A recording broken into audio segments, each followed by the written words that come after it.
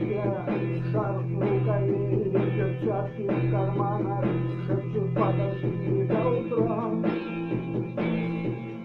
до утра.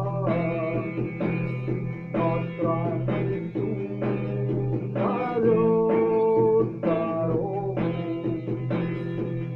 может сердце, может стук здесь. И когда я обернусь на пороге, я скажу одно лишь слово: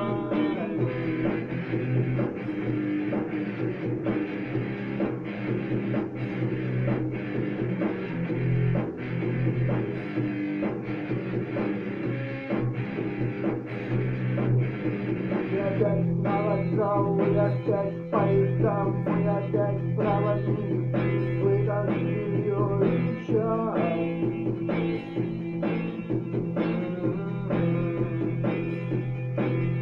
И опять не усну, и опять сквозь грохот колес мне послышится слово: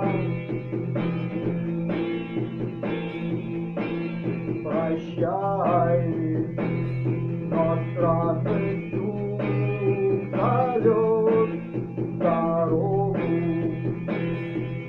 может сердце, может стук здесь. И когда я обернусь на пороге, я скажу